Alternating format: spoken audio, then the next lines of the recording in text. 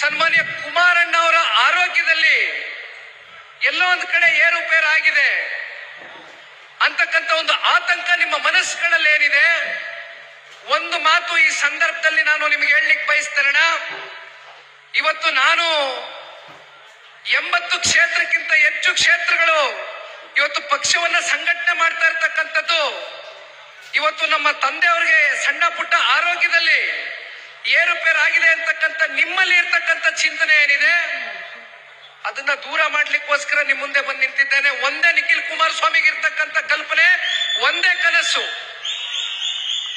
ಆ ಭಗವಂತ ನನಗೆ ಆಯಸ್ಸು ಅಂತಕ್ಕಂಥದ್ದು ಏನ್ ಕೊಟ್ಟಿರ್ತಾನೆ,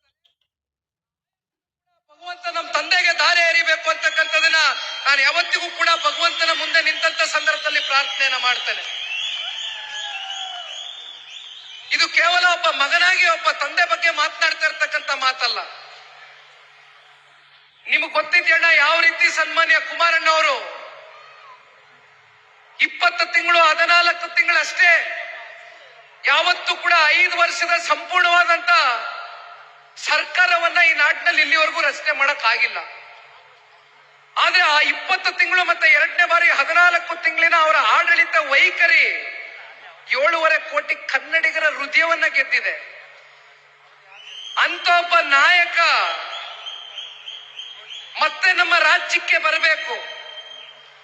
ಮತ್ತೆ ಸನ್ಮಾನ್ಯ ಕುಮಾರಣ್ಣ ಅವರು ನಮ್ಮ ಮಿತ್ರ ಪಕ್ಷವಾಗಿರ್ತಕ್ಕಂಥ ಭಾರತೀಯ ಜನತಾ ಪಾರ್ಟಿಯ ಕೇಂದ್ರದ ನಾಯಕರು, ರಾಜ್ಯದ ನಾಯಕರು, ಅವರ ಕಾರ್ಯಕರ್ತರ ಸಹಕಾರದಿಂದ 2 ಪಕ್ಷ ಅಧಿಕಾರಕ್ಕೆ ಬರತಕ್ಕಂಥದರ ಜೊತೆಯಲ್ಲಿ ಸನ್ಮಾನ್ಯ ಕುಮಾರಣ್ಣ ಅವರ ಕನಸಿನ ಯೋಜನೆಗಳು, ಪಂಚರತ್ನ ಅಂತಕ್ಕಂಥ ಅವರ ಕನಸಿನ ಯೋಜನೆಗಳು ಮುಂದಿನ ದಿನಗಳಲ್ಲಿ ನಾಡಿನ 7.5 ಕೋಟಿ ಕನ್ನಡಿಗರಿಗೆ ಮುಟ್ಟಬೇಕು ಅಂತಕ್ಕಂಥ ಹಿನ್ನೆಲೆಯಲ್ಲಿ ನಿಖಿಲ್ ಕುಮಾರಸ್ವಾಮಿ ಈ ಸಂಘಟನೆಯನ್ನ ಕೈಗೆತ್ಕೊಂಡಿದ್ದಾನೆ.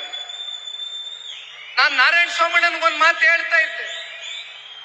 ನಾರಾಯಣ ಸ್ವಾಮಣ್ಣ, ಪಂಚರತ್ನ ಕಾರ್ಯಕ್ರಮದಲ್ಲಿ ನಾನು ಇಷ್ಟು ದೊಡ್ಡ ಮಟ್ಟದ ಜನಸಾಗರವನ್ನ ನೋಡಿದ್ದೆ. ಅದಾದ ಬಳಿಕ ಪಂಚರತ್ನ 2.0 ತರ ಕಾಣ್ತಾ ಇದೆ ಇವತ್ತಿನ ಈ ಕಾರ್ಯಕ್ರಮ ಅಂತಕ್ಕಂಥದನ್ನ ನಾನು ನಾರಾಯಣ ಸ್ವಾಮಣ್ಣನಿಗೆ ಹೇಳ್ತಾ ಇದ್ದೆ. ನಮ್ಮ ಮುಖಂಡರುಗಳು ಹೇಳ್ತಾ ಇದ್ರು, ತಾಲೂಕಿನ ಮುಖಂಡರುಗಳು, ಅಣ್ಣ ಹಿಂದೆಂದು ಮಾಡಿಲ್ಲ, ಮುಂದೆ ಮಾಡಕ್ ಆಗುತ್ತಾ ಇಲ್ವೋ ಗೊತ್ತಿಲ್ಲ ಅಂತ. ಆದ್ರೆ ಒಂದು ನಾನು ಈ ಸಂದರ್ಭದಲ್ಲಿ ಹೇಳ್ತೇನೆ,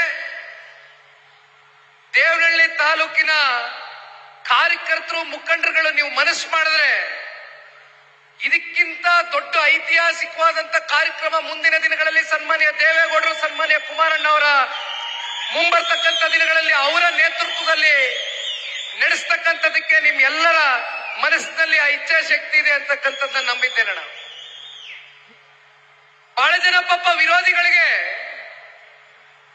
ಕುಮಾರಣ್ಣನ ಆರೋಗ್ಯ ಇಲ್ಲ, ಇನ್ನೆಲ್ಲಿದೆ ಜನತಾದಳ ಪಕ್ಷಕ್ಕೆ ಭವಿಷ್ಯ, ಇನ್ನೆಲ್ಲ ನಾವೆಲ್ಲ ನಮ್ ದಾರಿ ನೋಡ್ಕೋಬೇಕಾಗ್ತದೆ, ಬಂದ್ಬಿಡಿ ನಮ್ ಪಕ್ಷಕ್ಕೆ ಬನ್ನಿ ಅಂತ ಒಬ್ಬ ಮಹಾನುಭಾವ ಹೇಳ್ತಾನೆ.